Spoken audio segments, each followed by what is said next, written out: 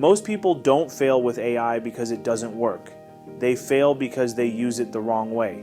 They open an AI tool, type something random, get a mediocre answer, and then decide AI is either overrated or too complicated. And that's a shame, because the people who actually benefit from AI aren't smarter, more technical, or more advanced. They just use AI differently. In this video, I want to explain how people are actually using AI to save hours without going deep into tools, prompts, or workflows. Not because those things don't matter, but because before you ever get to tactics, you need to understand the way AI fits into how you think and work. Here's the first thing to understand. The people who struggle with AI treat it like magic. They expect it to read their mind, they expect it to be perfect, they expect it to replace effort. The people who succeed with AI treat it like a tool, a powerful one, but still just a tool. That difference changes everything. Most people also make another mistake. They try to use AI for everything at once: writing, research, planning, decision-making, automation. And when everything feels messy, they quit. What actually works is thinking in categories, not features. So let's talk about the types of work AI helps with at a high level.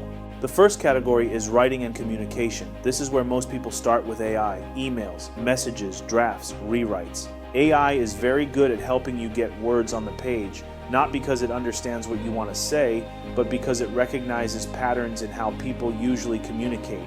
The people who save time here aren't using AI to sound smart. They're using it to avoid starting from a blank page. That distinction matters. The second category is research and understanding. This is where AI really shines for non-technical people. Instead of digging through articles, videos, or documentation, people use AI to get explanations at the right level. They ask for summaries, overviews, comparisons. The value here isn't accuracy alone, it's speed. AI helps people understand faster, as long as they remember to think critically about what they're reading. The third category is planning and thinking. This one surprises people. AI isn't good at making decisions for you, but it is good at helping you think through options. People use AI to organize ideas, structure plans, spot gaps in thinking, not to decide, but to clarify. When used this way, AI becomes a thinking partner, not a decision maker. The fourth category is repetitive and boring work. This is where the biggest time savings usually happen. Any task that follows the same pattern over and over is a good candidate for AI support. The people who benefit here don't automate everything. They start with the most annoying tasks, the ones that drain energy instead of requiring judgment. Now here's the part most people miss. Knowing these categories is not enough. This is where people get frustrated. They know what AI could help with, but they still get bad results. And that usually comes down to three problems.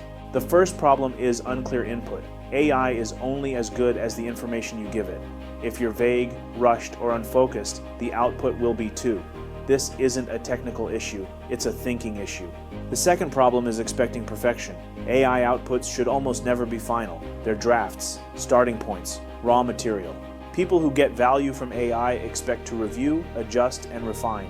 People who get frustrated expect one-click answers. The third problem is no structure. Most people use AI randomly. Different prompts, different goals, different expectations every time. The people who save time don't improvise. They use frameworks, they reuse approaches, they don't start from scratch every time. And this is where I want to be very clear. I can't walk through exact systems or step-by-step workflows in a YouTube video like this. Not because they're secret, but because they require context, examples, and repetition to actually work. That's the difference between watching content and applying it. Here's the key idea to take away from this video. AI doesn't save time because it's powerful. It saves time because it's used intentionally. The people who benefit from AI know what category they're working in, know what role AI is playing, stay in control of the final outcome. They don't outsource thinking, they support it. If AI feels overwhelming right now, that's normal. It's not because you're behind. It's because most explanations skip straight to tools instead of understanding. Once you get the mental model right, everything else becomes easier. In my course, I break this down step by step, not just what AI can do, but how to actually use it in a way that's repeatable, practical, and sustainable. That's outside the scope of this video, but it's the natural next step for people who want results, not just information. In the next video, I'll explain the biggest mistakes people make with AI, and why those mistakes keep showing up over and over again. This is Jamil Ashkar.